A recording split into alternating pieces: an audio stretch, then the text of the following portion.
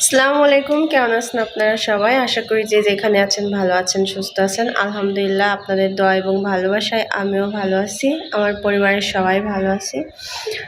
তো আজকে হচ্ছে আবারও নতুন একটা ছোট ভিডিও নিয়ে চলে আসলাম আমার সকল ভাই বোনদের মাঝে। আমি শিরিনা, আশা করি আজকের ভিডিওটি ভালো লাগবে আপনাদের কাছে। তো আজকে হচ্ছে আমার চাচি শাশুড়ির মারা যাওয়া 3 দিন, আর আজকে আমার চাচি শাশুড়ির মিলাদ দেওয়া হবে বাসায়। তো আপনারা সবাই হচ্ছে তার জন্য এত এত দোয়া করছেন, আমার আসলেও ভালো লাগছে। তো আরও বেশি করে দোয়া করবেন, কারণ একজন মানুষ যখন মারা যায় তার জন্য দোয়া করা ছাড়া আর কোনো কিছু করার থাকে না আমাদের, আর এই দোয়াটাই তার সাথে যায় আর কি।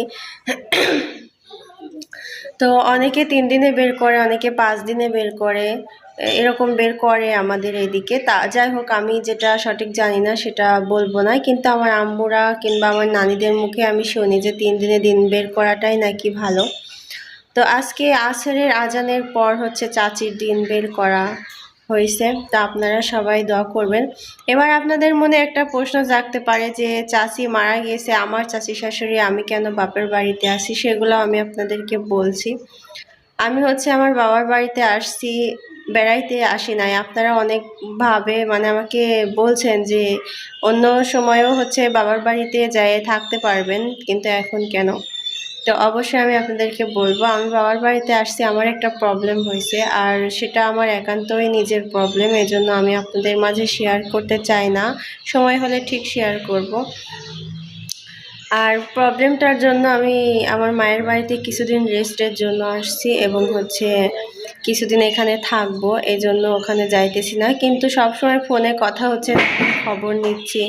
আমার শ্বশুর বাড়িতে আমার ননদের কাছে ফোন দিচ্ছি, সবার কাছে ফোন দিচ্ছি, ভাবির কাছে ফোন দিচ্ছি, কিন্তু ভাবি তো ফোন লাইনে থাকে না বেশি সময়। ভাবি তো খাওয়া দাওয়া বন্ধ করে দিছে, এক কথায় সে অসুস্থ হয়ে পড়ছে, এজন্য লাইনে বেশি থাকে না। তাই সেরকম তার সঙ্গে আর কথাও হয় নাই। তো যাই হোক, সবার ভিডিও দেখছি, দেখার পরে নিজেকে মানে বোঝাচ্ছি যে সবাই তো পাশে আছে। তো আপনারা জানতে চেয়েছেন বিধায় আমি সেটা আপনাদের সঙ্গে শেয়ার করলাম। শ্বশুরবাড়িতে যাব না কেন, অবশ্যই যাব, কিন্তু কিছুদিন পরে যাব। এখানে কিছুদিন রেস্টের জন্য আসছি আর কি, একটা প্রবলেম হয়েছে আমার, সেজন্য। তো আজকে সকাল থেকে সেরকম ভিডিও করা হয় নাই, কারণ এখানে আসার পরে আমার অনেক ঠান্ডা লাগছে। ঠান্ডা লাগার কারণে আমি সকালবেলা বেশি সকালে ঘুম থেকে ওঠা হয় না, আর উঠেও না। আর মায়ের বাড়িতে আসার পরে সব মেয়েরাই ঘুম থেকে প্রায় 9টা-10টার দিকেই ওঠে।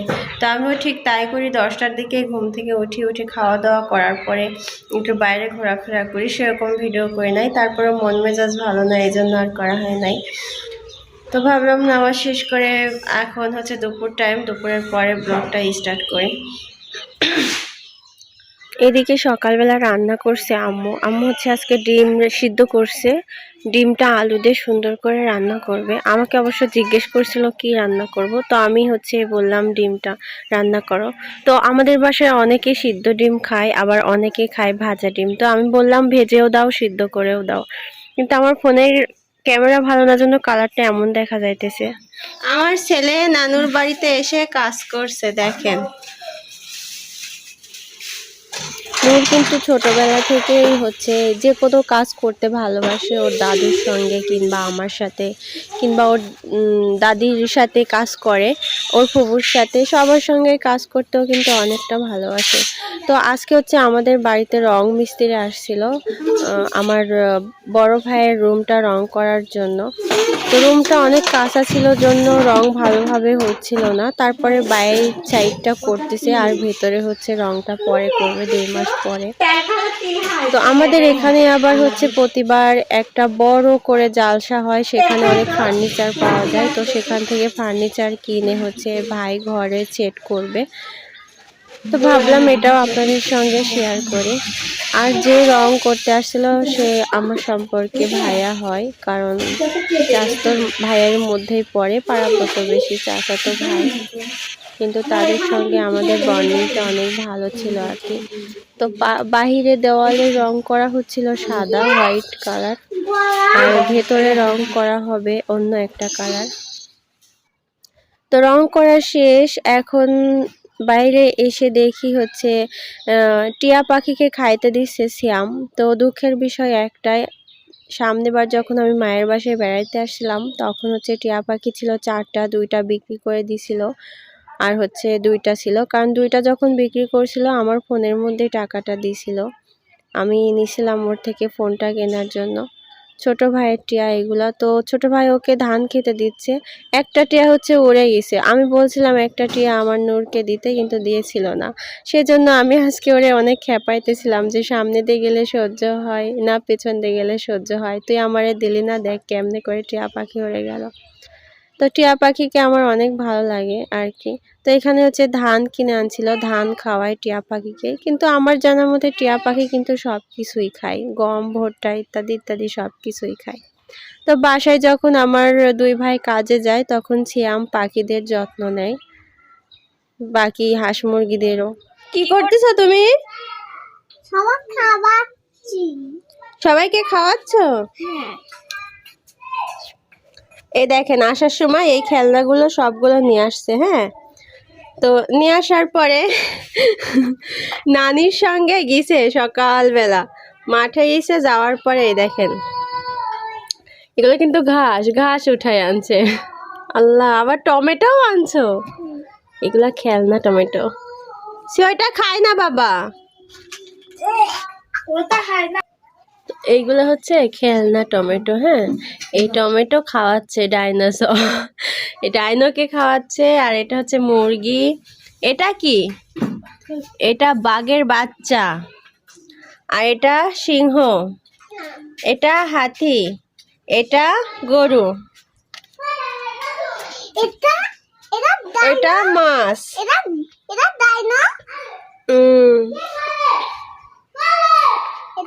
সব কিছু নিয়ে আসছে। গরিয়া না, গরিলা। গরিলা গরিলা এগুলো নিয়ে আসছে, নিয়ে এসে খাওয়াচ্ছে। আল্লাহ, ওর খালামণি জানতো যে নূর এগুলা পছন্দ করে, তাই না বেবি? তোমাকে এই খেলনাগুলা কে দিছে বলো তো? তাবিয়া।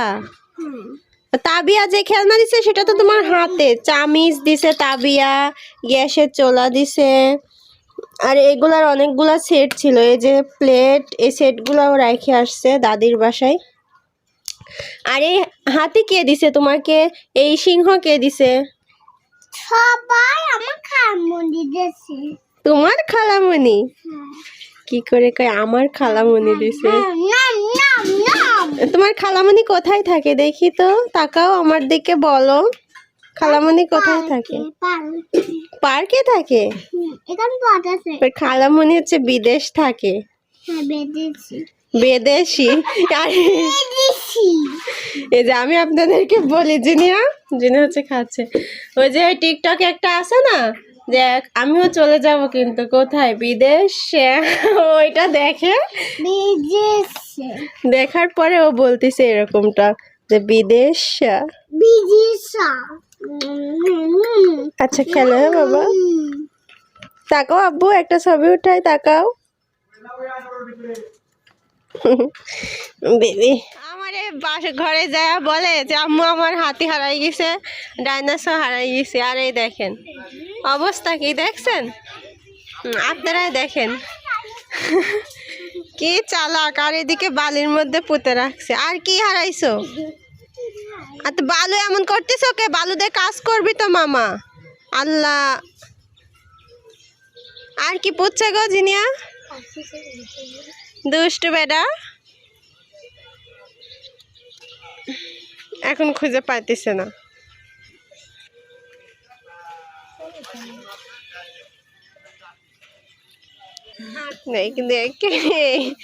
ডাইনো, হ্যাঁ পাইছে।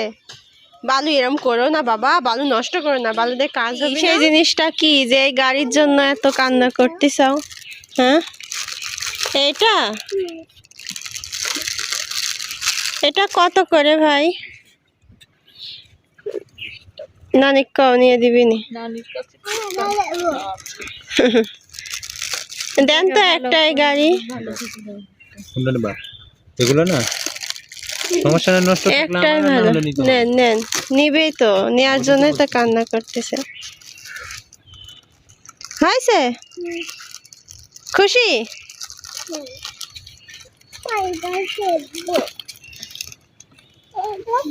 খুলে দাও তো জিনিয়া।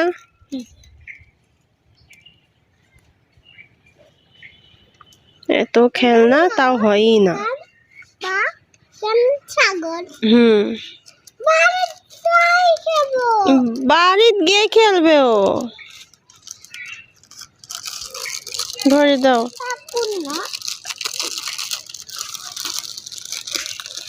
তুমি তো ভরে দাও প্যাকেটের মধ্যে। টাকা দিছো মা?